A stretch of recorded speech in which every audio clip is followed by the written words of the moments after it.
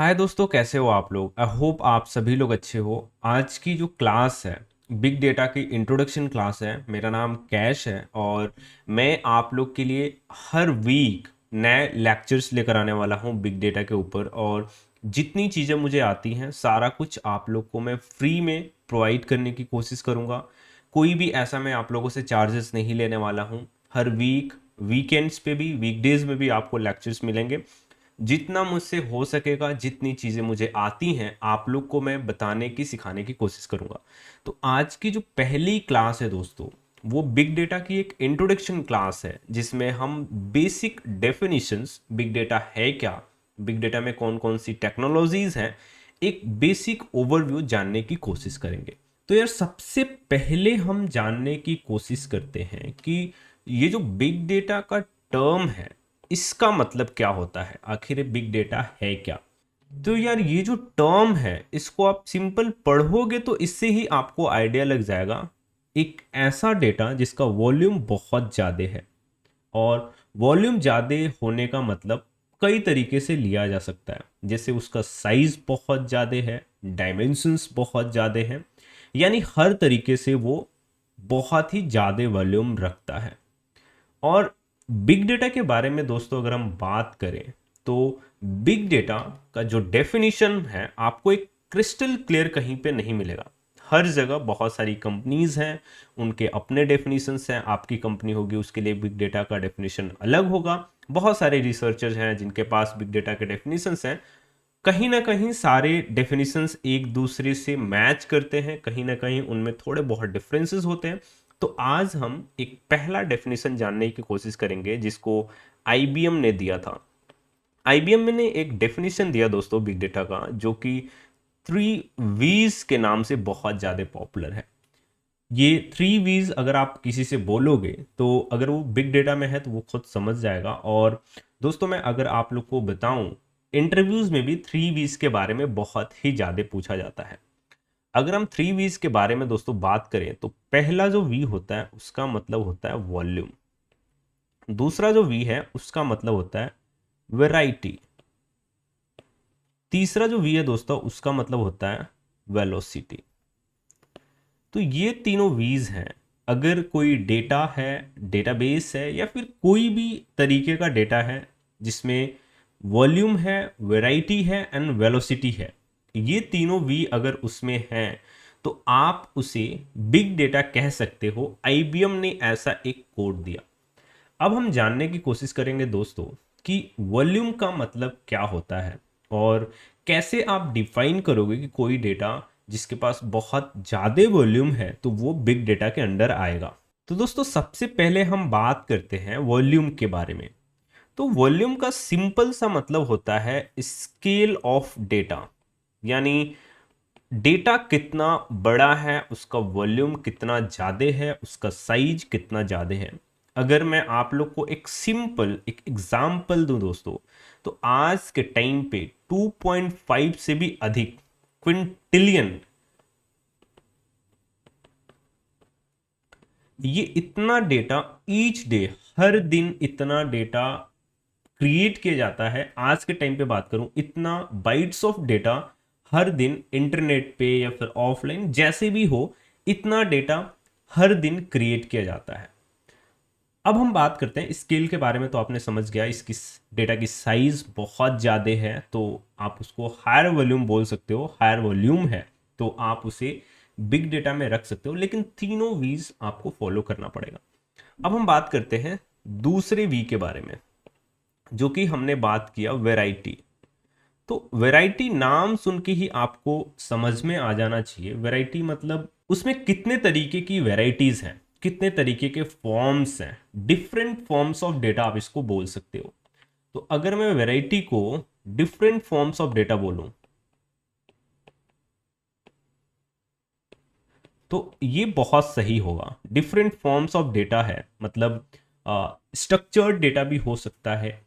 Structured data, अब हम थोड़ा सा फॉर्म्स ऑफ डेटा के बारे में भी जान लेते हैं। तो दोस्तों अगर हम फॉर्म्स ऑफ डेटा के बारे में बात करें, वैरायटी के बारे में बात करें कि कितने तरीके के डेटा हो सकते हैं, कितने तरीके के डेटा होते हैं, तो सबसे पहले जो होता है वो होता है स्ट्रक्चर्ड डेटा।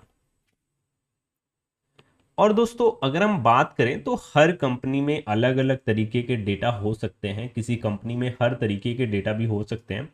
तो पहला होता है स्ट्रक्चर्ड डेटा, जिसको आप RDBMS relational database management system में आप रिलेशनल डेटा जो स्टोर करते हो डेटाबेसेस में, RDBMS जो होता है डेटाबेसेस, अगर मैं इसकी एग्जांपल दूं, एग्जांपल के लिए हम ले सकते हैं ओरेकल डेटाबेसेस या फिर माई सिक्वल ले सकते हैं। आप में से बहुत सारे लोगों ने इन डेटाबेसेस का यूज़ भी किया होगा। तो ये स्ट्रक्चर्ड होते हैं। स्ट्रक्चर्ड कहने का मतलब ये है कि इनको जब हम स्टोर करते हैं दोस्तों, तो हम यहाँ पे टेबल्स क्रिएट करते हैं, एक रिलेशन क्रिएट करते हैं। अगर एक एम्प्लॉय नाम का टेबल है तो इसमें एम्प्लॉय की आईडी होगी, उसका नेम होगा, उसका कोई सैलरी होगा, और यहाँ पे कुछ ना कुछ रिलेशन है। अगर हम ऐसा ही कोई दूसरा टेबल क्रिएट करते हैं तो इस टेबल का इस टेबल से कोई ना कोई रिलेशन हो सकता है। यानी हम सारी चीजें एक स्ट्रक्चर्ड फॉर्म में स्टोर करके रख रहे हैं। इसको हम बोलते हैं स्ट्रक्चर्ड डेटा। अब डेटा दूसरे तरीके का भी हो सकता है, अनस्ट्रक्चर्ड डेटा, जिसमें कोई भी स्ट्रक्चर नहीं है। हम अगर दूसरा फॉर्म जो बात करें, हम वैरायटी के बारे में बात कर रहे हैं स्टूडेंट्स। हमने बात किया वॉल्यूम के बारे में, यानी स्केल ऑफ डेटा। उसके बाद हम बात कर रहे हैं वैरायटी ऑफ डेटा, कितने तरीके की वैरायटी हो सकती है, जिसमें हमने पहला देखा, जो पहला था स्ट्रक्चर्ड डेटा था, RDBMS डेटाबेसेस थे। अब हम बात कर रहे हैं अनस्ट्रक्चर्ड डेटा के बारे में।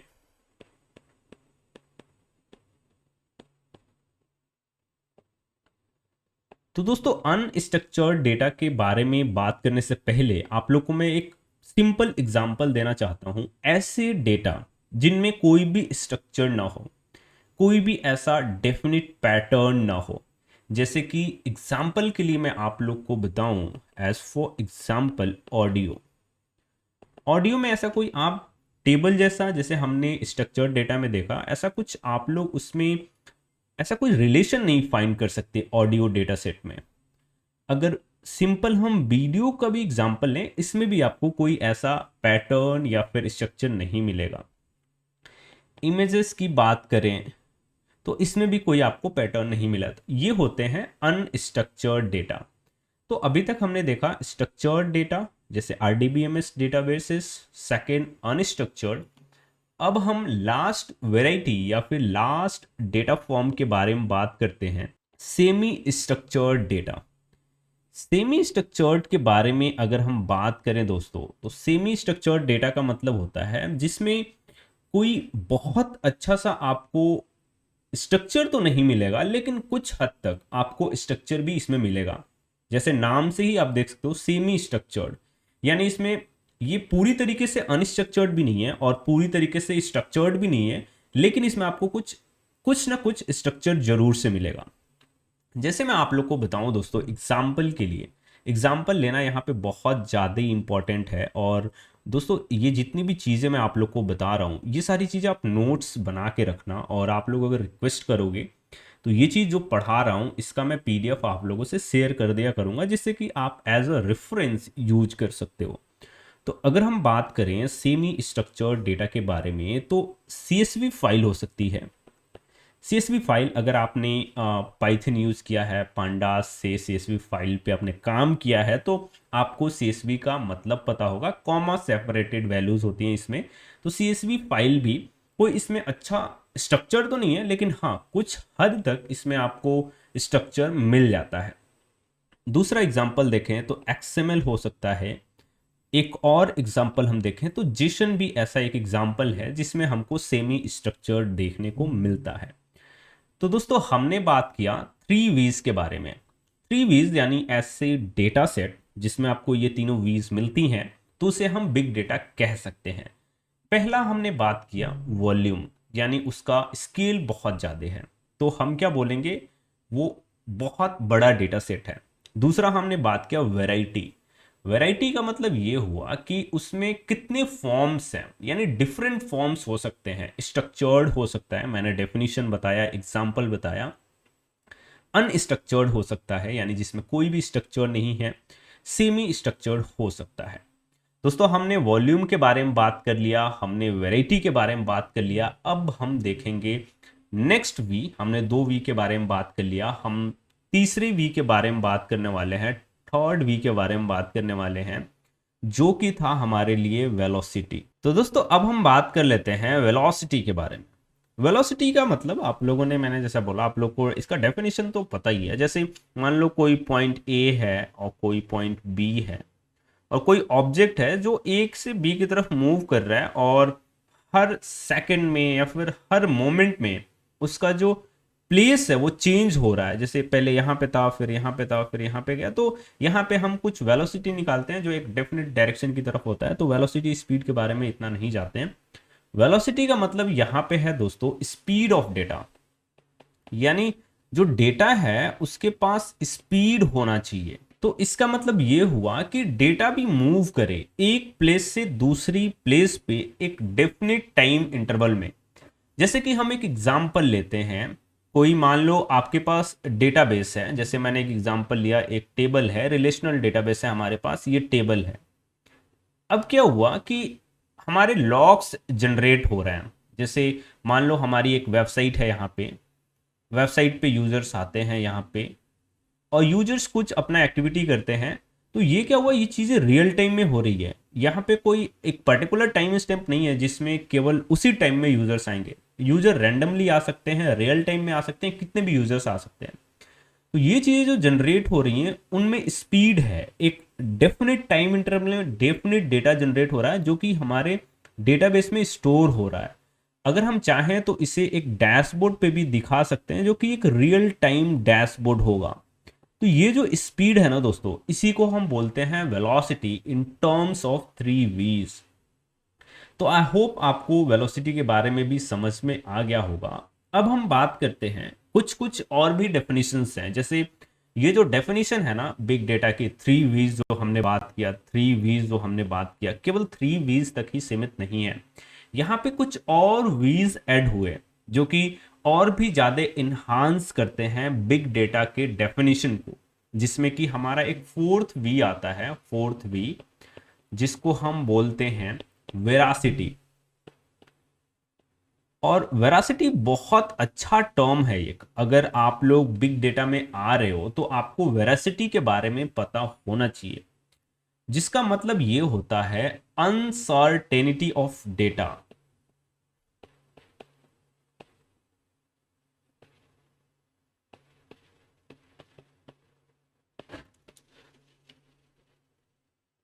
यानी इसका मतलब ये हुआ कि डेटा सर्टेन नहीं है। यानी अगर आप लोग मान लो ये टेबल लॉग से हमारे पास टेबल क्रिएट हो रहा है, यहाँ पे कोई भी टेबल रैंडम, बस एग्जांपल ले रहा हूं, तो ऐसा नहीं है कि सारी वैल्यूज आपके मुताबिक ही यहाँ पे आ रही हैं। यहाँ पे कहीं वैल्यूज नल भी आ सकती हैं, कहीं पे कुछ आउटलायर्स भी आ सकती हैं।